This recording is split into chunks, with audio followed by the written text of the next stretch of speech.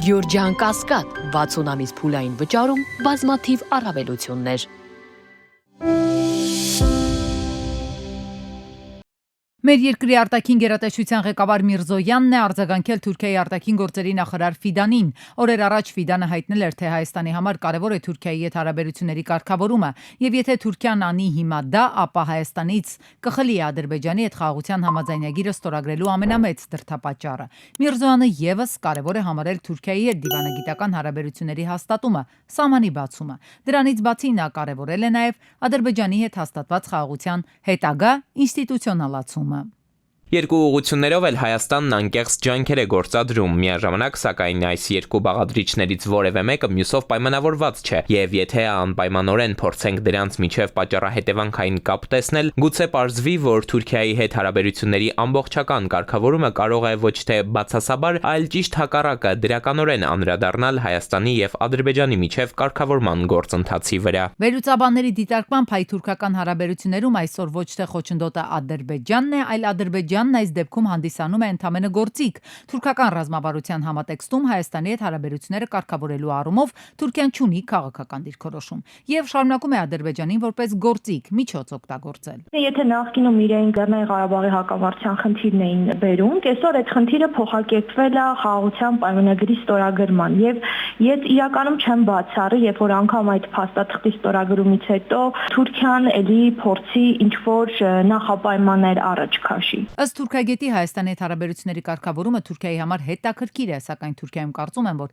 հայ-թուրքական հարաբերությունների կարգավորումը վճարվելիք գին ունի։ Այսինքն ինքը ինչ գինք ստանա այս հարաբերությունների կարգավորման համար։ Օրինակ, եթե այդ գինը այսպես մինչև 2020 թվականը հնարավոր է ինչ որ փոխզիջումներով նույն Արցախի հարցում եւ այլն, այսօր էության մեջ Հայաստանը նման գին չունի տալու։ Դրա համար Թուրքիան այս պահին այդքան շահագրգռված չի եւ դրա հետ կապված փորձում է ավելի շատ օգտվել արտաքին ֆակտորից։ Այս դեպքում կարծում եմ նահանգների հետ։ Հական Ֆիդանը նաև հայտնել էր, թե Նախիջևանը եւ Ադրբեջանը միացնող կապի հայեցակարգն ընդունվել է Վաշինգտոնյան հանդիպման ընթացքում։ Արարատ Միրզոյանը այս հարցի առնչությամբ նկատել է, թե օգոստոսի 8-ին Վաշինգտոնում տեղի ունեցած խաղաղության գագաթնաժողովում համաձայնեցվել են այդ գործընթացի հիմնական սկզբունքները՝ տարածքային ամբողջականությունը, սահմանների անխախտելիությունը, ինքնիշխանությունը, իրավազորությունն ու փոխադարձությունը։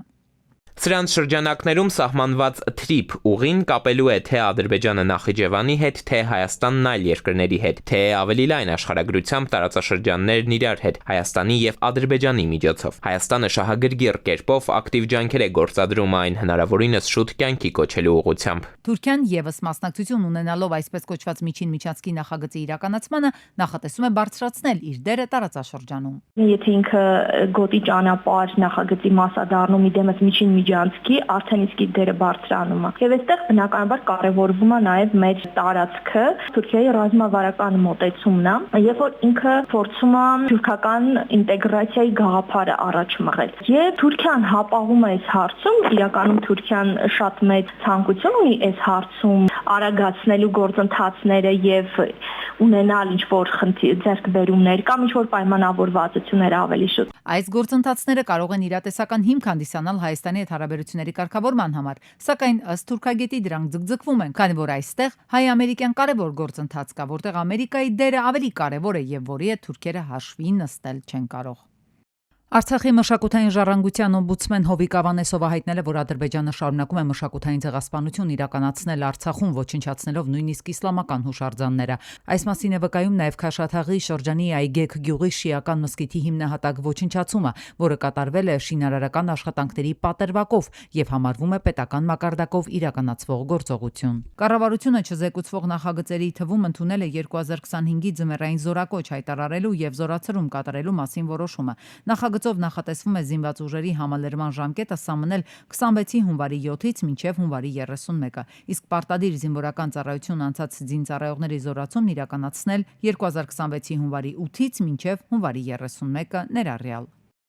Ներքին գործերի նախարար Արփինե Սարգսյանի գլխավորած պատվիրակությունը Չեխիայի Օստրավա քաղաքում այցելել է IN Group ընկերություն, հաստատելով նոր նույնականացման քարտերի դիզայնն ու անվտանգային լուծումները։ Քննարկվել են նաև նոր անձնագրերի տվյալների էջի կառուցվածքն ու տեխնիկական մանրամասները։ Պատվիրակությանը ներկայացվել են սահմանային կառավարման էլեկտրոնային համակարգերի արդիականացման ուղղություններն ու բիոմետրիկ համակարգի զարգացման ընթացքը։ Նախարարը տեղում ուսումնասիրել է քարտերի եւ անձնագրերի տպագրության գործընթացը։ Ներքին գործերի նախարարությունը նպատակ ունի 2026-ի երկրորդ կիսամյակում սկսել կենսաչափական փաստաթղթերի արտադրությունը։ Սարգսյանը ընդգծել է, որ այս գործակցությունը կարևոր է նաև Եվրամիության վիզաների ազատականացման գործընթացում։ Եթե ունեք մեքենա, ամենայն հավանականությամբ երբևէ կասկածված կլինեք ճանապարհատրանսպորտային կանոնների խախտում կատարելու մեջ։ Այլ բան, մեղադրող կողմը Պարեկը կամ ճանապարհատրանսպորտային ոստիկանը կարողացել են դա հիմնավորել, թե ոչ։ Իսկ եթե այնուամենայնիվ տուգանել են ձեզ, հետաքրքիր է, պաշտպանել է արդյոք հետագայում նրանց այդ որոշումը դատարանը։ Գաղտնիք չէ, որ վարչական դատարան ներկայացված դիմումների գերակշիռ մասով վիճարկվում են հենց նման ակտերը։ Հետո սովորաբար, եթե դիմողի համար ոչ ցանկալի վճիռ է կայացվում, այն բողոքարկվում է վարչական վերաքննիչ դատարանում։ Ենթադրենք ես տարել եմ բողոք ուղղակի բողոքարկած լինելու համար, շատ վատ բողոք է, պետությունը ռեսուրս աղագին ծախսում, դատական ծախսներ անելու, այսինքն ծանուցումներ, մնացած։ Այսինքն, ի սկզբանե կա ենթադրություն, որ դիմումատուների մեծ մասը վերաքննիչ վարչական ոստիկանության ակտերը բողոքարկում է առանց էական հիմքերի, ուղղակի աղոտ մի հույսով, թե մարդես բախտի հարց է, գուցե եւ վերաքննիչը բեկանի վարչական դատարանի ակտը։ Այն որ դատավորը ի սկզբանե պիտի ասի լավ էլի ախորպես սրա մեջ նյութ չկա, դա երկարում մի տարով գնում է, որ այդ ամենավերջում դատական ակտով ասի դատավորը։ Խնդիրը լուծելու համար գործադիրը նախկինում մի շարք միջոցներ է կիրառել, մասնավորապես համալրել է վերաքննիչ վարչական դատարանի կազմը, ենթադրում էր, որ դա էականորեն պետք է նվազեցներ այս կառույցի ծանրաբեռնվածությունը։ Վերաքննիչ բողոք է ստանում, դատական ակտի հրապարակման օրեն նշանակում մի տարի հետ աշխատակազմը շատացնում է, այսինքն դատավորներին ընդունում է, կտրուկ կրճատվում, ասենք մոտ 5-6 ամիս է տևում։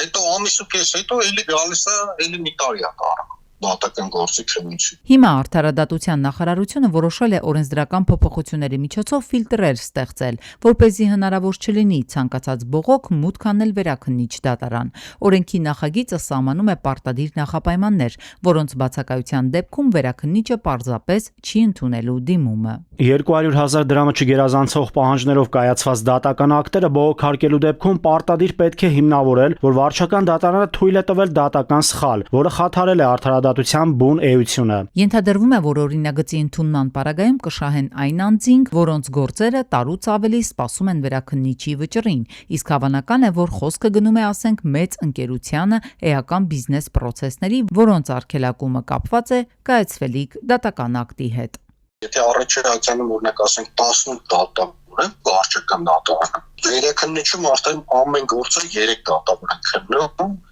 ավելի բարդանում ուսով 3 անգամ ուռում այդ ամեն ինչ, էլի։ Նախագծի ընդունման դեպքում ակնկալվում է վերաքննիչ բողոքների գրավոր ընթացակարգով քննության միջոցով թոթափել դատարանների ծանրաբեռնվածությունը, ապահովել գործերի քննության ողջամիտ առավել կարճ ժամկետներ։ Հիմա գանք հակադիր կարծիքին։ Գաղտնիք չէ, որ վարչական ակտերը բողոքարկողների մի ստվար հատված էլ հասնում է դրանց վերանայմանը, սակայն ոչ հաճախ առանց փաստաբանի աջակցության, քանի որ այդ ծառայությունն ավելի թանկ է, քան վիճարկվող գումարը։ Վերը նշված փոփոխության պարագայում արդեն անհրաժեշտ է լինելու պրոֆեսիոնալ իրավաբանի մասնակցության բողոքը լրացնելու համար։ Հետևաբար մարդիկ, ասենք 20-30,000 դրամի ակտի համար, չեն դիմելու փաստաբանի։ Եթե սրան էլ հավելվի այն փաստը, որ դատարան դիմելու համար սահմանված տուրքերն էականորեն աճել են, ապա ամենևին էլ անհիմն չեն ենթադրությունները, թե այս ամենի նպատակը նաև պարզապես բյուջե լցնելն է, որպեսզի մարդիկ ուղղակի վճարեն վարչական ակտերն ու հանգիստ թողնեն դատական ատյաններին։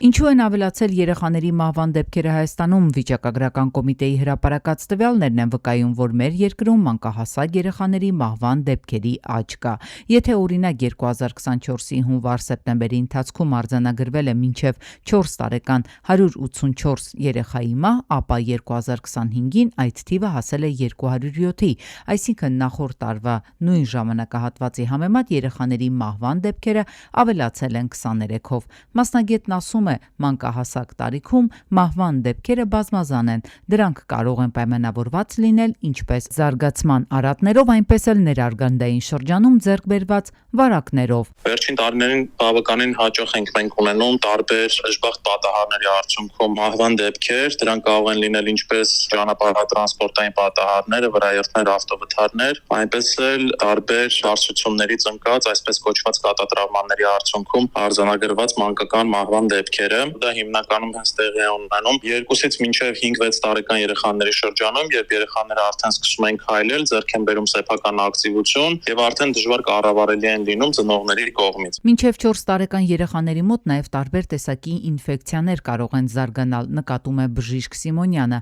Միաժամանակ ընդգծում վերջին տարիներին սա գլոբալ խնդիր է դարձել։ Ներարգանդային վարակներն օրինակ վաղաժամ չեն հայտնաբերվում, որովհետև ախտորոշվում են երեխայի ծնունդից հետո։ Քանի որ այդ խնդիրը ի հայտ է եկել ծնված առաջին իսկ ժամերի ընթացքում, դա թույլ է տալիս մեզ մտածել, որ այդ ինֆեկցիան երեխան բնականաբար ձեռք չի բերել առաջի 2 ժամվա մեջ իր կյանքի, այսինքն դա ունեցել է ներարգանդային զարգացման ընթացքում։ Դրանք հիմնականում ներգրավում են շնչական համակարգը, թոքաբորբերի ձևով են արտահայտում, սակայն կարող են լինել նաև կենտրոնական նյարդային համակարգի ախտահարումով, տարբեր տեսակի մենինգոենցեֆալիտների ձևով, ստամոքսաղիքային տրակտի ախտահարումով։ Նախարարությունից ի պատասխան հայտնում են, որ ուսումնասիրում են բոլոր դեպքերը հիմնվելով դատաբժշկական փորձաքննությունների վրա, իսկ կոնկրետ բուժհաստատությունների վերաբերյալ տեղեկություններ չեն ցանկանում տրամադրել, թերևս խուսափելով թիրախավորումից։ Ոլորտի փորձագետը ասում է, թեև այս ցուցանիշը մեզ մոտ կրիտիկական չէ, փոխարենը ազդակ է, որ հասկանանք, որ կա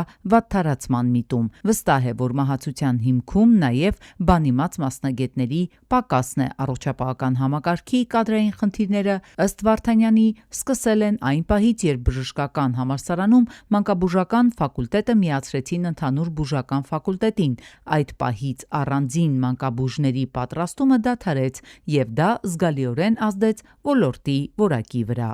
Պետք է դա համարել որպես սիգնալ, ազատ եւ անմիջապես գտնել այն պատճառները, որը վերել է նման իրավիճակ։ Մանկաբուժի մասնագիտությունը մի տեսակ դարել է ազվատեպ, այսպես դժվար գտնվող մեր ունեցած մանկաբուժների Հայաստանի Հանրապետությունում քանակը բավականին պակասել է եւ մարդիկ գտնում են ավելի հեշտ մասնագիտություններ, պատասխանատվության առումով եմ ասում, հետազոտողներ, սոնոգրաֆիայի, չգիտեմ, համակարգչային տոմոգրաֆիա եւ այլն։ Փորձագետների խոսքով պետությունը, մասնագետները եւ առողջապահական համակարգը պետք է գործեն համատեղ, վերականգնելով մանկաբուժության հեղինակությունը, ապահովելով բնականon հղիություն եւ մանկական խնամքի վերահսկում, իրական առաջնահերթություն դարձնելով յուրաքանչյուր փոքրիկի կյանքը։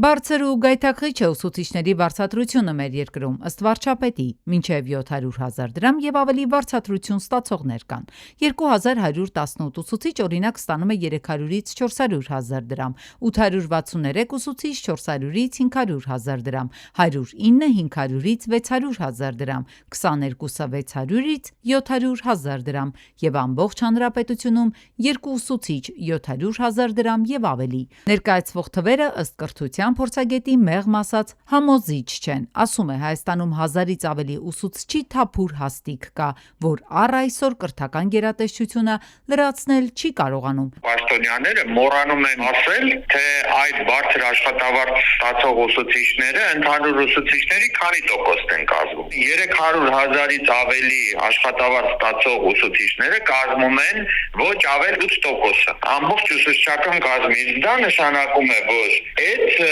թվերը էական որևէ բան չեն փոխում ուսուցիչների կյանքում։ Եթե այս թվերը իրական լինեին, ասում է մյուս փորձագետը, ապա այսօր ոչ միայն մանկավարժական համալսարանում թափուր տեղ չէր լինի, այլև դպրոցներում ազատ հաստիքներ։ Մասնագետի խոսքով հանրապետության 100-ից ավելի դպրոցում թափուր հաստիք կա, հատկապես բարձր լեռնային եւ սահմանամերձ բնակավայրերում, որտեղ շատ մասնագետներ աշխատել չեն ցանկանում, այդ թվում անվտանգային խնդիրներով պայմանավորված։ Եթե միտեղ աշխատում 300,000 ու գնամ սահմանամերձ բնակավայրում, ասենք միջի 100 աշակերտ ունեցող բնակավայրում աշխատեն, ձեռնատու չի լինելու էլի, որովհետև միջի 100 աշակերտ ունեցող դպրոցներում դուրիքաչափը արդեն իջնում է։ Բարձր լեռնային սահմանամերձ բնակավայրում պարբերաբար այդ արարմրցույթներ են, աշխատող չունենք, դպրոցներ ունենք, որտեղ Կան առարկան է, որոնք ընդհանրապես չեն դասավորված։ Մասնագետների խոսքով բարձր վարձատրություն արտահայտությունը ոլորտի պատասխանատուների կողմից ինքնին մանիպուլյացիա է։ Հայաստանում ըստ փորձագետի մեկ դրույքի համար ուսուցչի միջին աշխատավարձը 150,000 դրամ է,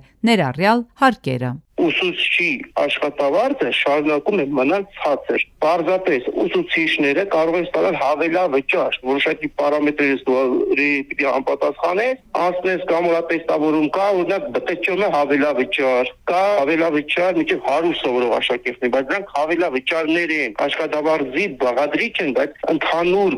աշխատավարձը մնում է ցածր։ Մասնագետների կարծիքով, եթե կրթական գերատեսչությունը զորու չէ ուսուցիչներ բերել գյուղական բնակավայրեր, սահմանամերձ շրջաններ, ապա գոնե պետք է վերանայի տեղում դասավանդող ուսուցիչների աշխատավարձը։ Սոցիալական երաշխիքներ ու նվազագույն կենսապայմաններ են անհրաժեշտ մարդկանց իրենց կոչմանը նվիրված ծառայելու եւ այսպես կոչված կրթական խրամատը չլքելու համար։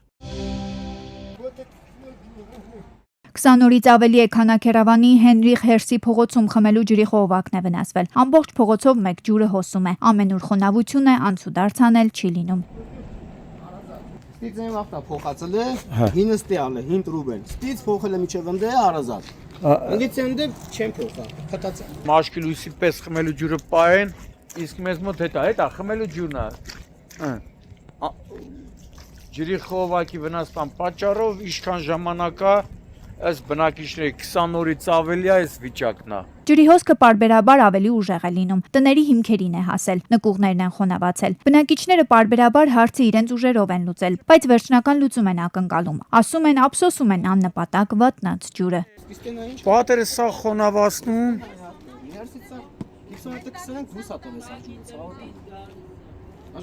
Ենա խոնավացած երևում է։ Անդամ ես զանգել եմ բնակիչներից, հարևաններից եղել են մարդիկ, որ զանգահարել են, վերևի փողոցից մարդ եղել են, որ զանգահարել է։ Բայց ոչ չի բան։ Վեոլիա ջուր ընկերությանն են դիմել, որտեղից էլ հայտնել են, որ խնդիրը Քանաքերավանի գյուղապետարանի տիրույթում է։ Իդեպ նկարահանման պահին մի մարդ, ով ներկայացել է Վեոլիա ջուր ընկերության ներկայացուցիչ, հայտնել է, որ ընկերությունը քայլեր կձեռնարկի, խնդիրը կլուծի։ Հենա քանդում եմ, տրակտորը հասի բռնել եմ։ Հա։ Դե պրսնեմ նոր կբերեմ։ Էսի որտե վիոլայի գործն էլի։ Հա, գիտեմ։ Բայց ցավը տանում ժողովուրդը մեղ կնենա խեշ պապին ընկա։ Ես հա գիտեմ։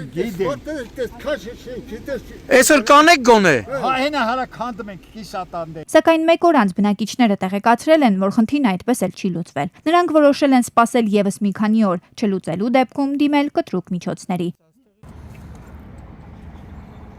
Ողբերգական վթար է տեղի ունեցել Արարատի մարզում Երևան երաշտ ճանապարհին Opel Astra-ն երթևեկել է հանդիպակաց երթևեկելի գոտիով ու բախվել Volvo Bernattar-ին։ Անելու կա էլի ուղղակի։ Խոսք կլինի հանդիպակաց երթևեկի։ Ճանապարհն է խառնել։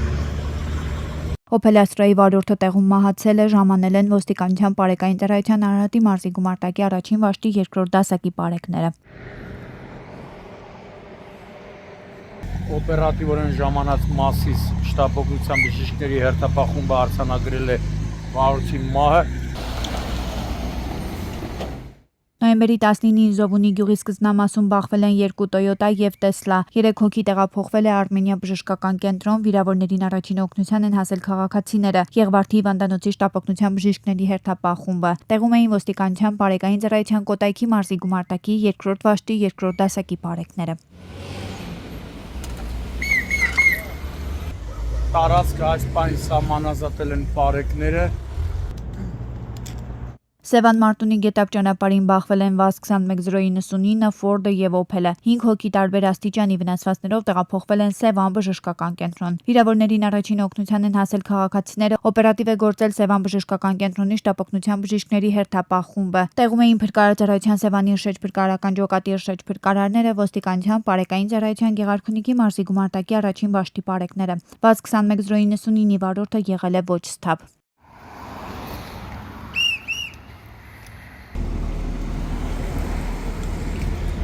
Նոյեմբերի 19-ին Դավիթբեկի փողոցի T95 հասցեի մոտակայքում մեքենա է այրվել։ Դոջի շարժիչի հատվածում առաջացած կրակի տարածման դեմ պայքարել են վարորդը, քաղաքացիները, ոստիկանության բարեկային ծառայության Երևան քաղաքի գնդի առաջին գումարտակի 3-րդ վաշտի բարեկները։ Հետո Երևանի TV-ներորդ հրշեջ փրկարարական ջոկատի հրշեջ փրկարարները մարել են կրակը։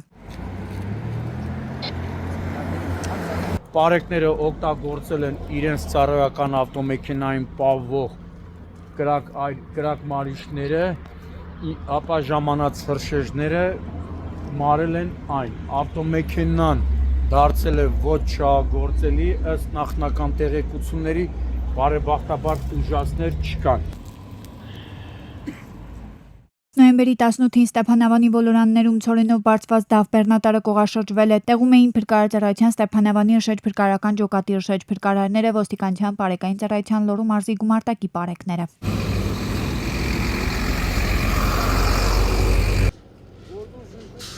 Եվ շարունակվում է Հայանիստ գյուղից դեպի Արմավիրի մարզ տանող ճանապարհին փլուզված կամրջի նորոգման աշխատանքները։ Ճանշինի աշխատակիցներ նոր ու գիշեր աշխատում են։ Գրեթե զրոյից կառուցում են կամուրջը։ Աշխատանքների մեծ մասն արվել է, նախնական տեղեկություններով էլ 10 օրվա ընթացքում ոչ բեռնատար մեքենաների համար երթևեկությունը կվերականգնվի։ Իզոլացիա, հետո բետոն, հետո սետկա, հետո նորից բետոն, հետո նոր ասֆալտ։ Հիմա վերջնական երբ կշահագործվի։ Շահագործվի, ամսու 5-ին ասֆալտով օբշի ճանապարհով կլինի, բայց ճանապարհն էլ է, ճանապարհի վրա են գործանել։ Հա։